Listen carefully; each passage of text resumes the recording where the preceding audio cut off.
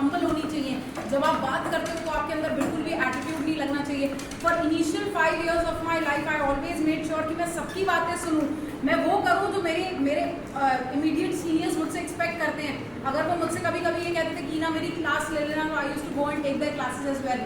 For initial 5 years you will have to learn a lot of things, but after 5 years you will experience कि yes, even you are working at a senior position, nobody can talk to you like that, but for 5 years of your working, always remember, be very humble, be very kind। कभी भी out of the box पे जाकर अगर लोगों की मदद करनी पड़ रही हो तो please out of the box जाके भी मदद करना।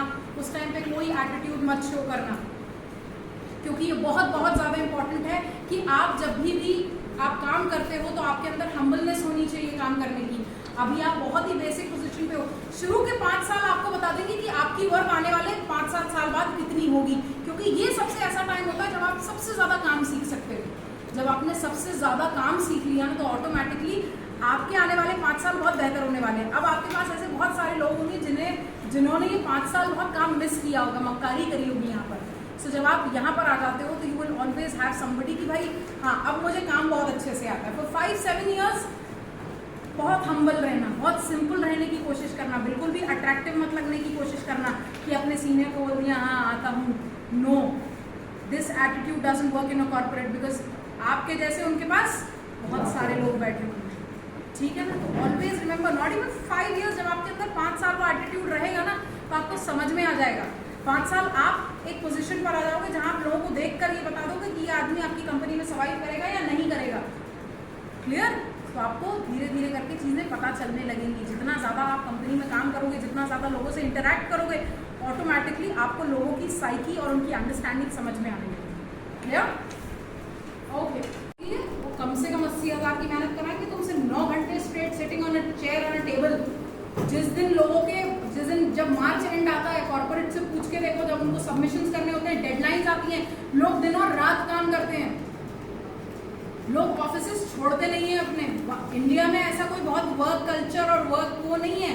इंडिया में इतनी पॉपुलेशन है that everybody is a labour and if you don't do it there are others to do it. Companies like Google, companies like TCS don't have to wait for employees, उनके पास line लगी हुई है for employees. तुम क्या देते हो ये बहुत ज्यादा जरूरी है, और अगर सिर्फ तुम उनका टाइम वेस्ट करने आए हो ना, ट्रस्ट मी ऑन दिस, तुमसे ज्यादा खराब कोई नहीं है फिर उनके लिए। तुम अगर बीइंग अ फ्रेशर अपना तुम वो खराब करते हो ना इंप्रेशन, तो तुमने बहुत सारे ऐसे फ्रेशर्स की नौकरी खाली है जो लोग डिजर्व करते थे ये नौकरी को। तुम पेशेंट रहो, सुनो, रिएक्ट मत करो, रिस्पॉन्ड करो चीजों पे, समझो कि तुम्हें कैसे कहाँ स्किलफुल होना बहुत जरूरी है। TCS की एक पॉलिसी आपको बता दूं मैं, TCS की क्या पॉलिसी है पता है किसी को यहाँ पे?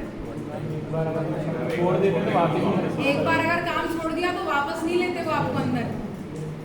तो आप हमेशा ये बात सोचते रहोगे कि यार अगर मैं यहाँ से बाहर हो गया तो आऊंगा, तो यहाँ आने का कोई चांस ही नहीं। यहाँ तो you get a better opportunity, और इतनी बेटर हो कि 40 की वो 80 करके दे तुमको। I have seen, trust me, मैंने मेहनती लोगों को देखा है जिनने 200% हाइक भी लिया है।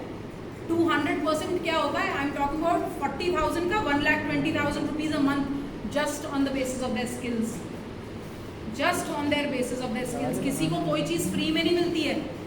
दिल्ली जैसे शहर में जाकर देखो, सांस लेने का भी पैसा लगता है। तुम अगर घर में वो अपना एयर प्योरीफायर नहीं लगाओगे तो सांस नहीं ले पाओगे वहां पे जाके। सो अगर तुम एक्सपेक्ट कर रहे हो कि बैंगलोर और बॉम्बे और यहाँ पर जाकर तुम जाओगे और तुम इतने अच्छे हो कि तुमको जाते ही 80,000 का पैकेज मिलने वाला है, तो then you are absolutely wrong about yourself. पहले अपने आप से पूछो तुम कितने वर्थ हो भी कि नहीं हो, और अगर तुम नहीं हो तो today is the day to understand this कि कल से इस पे काम करना जरूरी है।